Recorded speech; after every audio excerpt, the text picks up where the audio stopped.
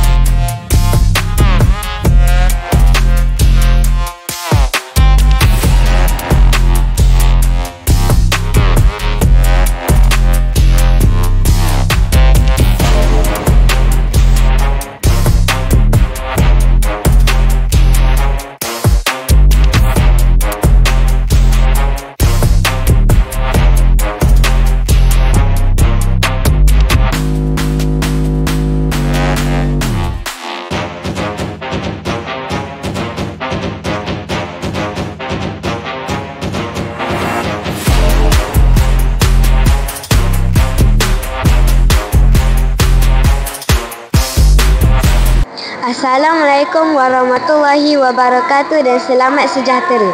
Saya Azra Zulaika dari kelas 6 Cendekiawan merupakan wartawan Lenses Tanjak anda hari ini.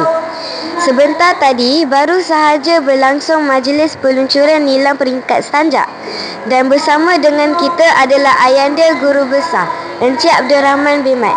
Assalamualaikum Ayanda. Assalamualaikum warahmatullahi wabarakatuh. Saya ada beberapa soalan untuk Ayanda berkenaan majlis sebentar tadi. Boleh, silakan. Apakah perasaan Ayanda setelah majlis peluncuran nilam sebentar tadi? Ayanda merasa cukup berbangga dan gembira dengan kerana peluncuran tadi telah berlangsung dengan jayanya. Pada pendapat Ayanda, apakah faedah dan kepentingan program nilam kepada murid-murid Tanjak?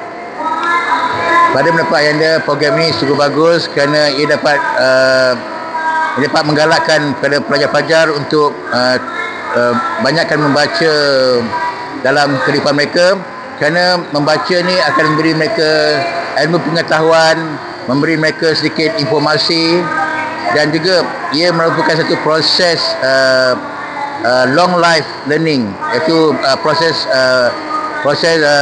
pelajaran berterusan. Akhir sekali, apakah harapan Ayanda setelah berlangsungnya majlis peluncuran nilam sebentar tadi? Harapan Ayanda semoga budaya membaca ni akan menjadi satu budaya yang kekal pada diri pelajar-pelajar, utamanya pelajar SK Tanjung Minyak. Itu saja. Sekian, terima kasih. Terima kasih Ayanda. Sekian sahaja wawancara Lenses Tanjak bersama Ayanda, Guru Besar SK Tanjung Minyak Encik Abdul Rahman bin Mat mengenai majlis peluncuran program nilam sebentar tadi. Sekian, terima kasih.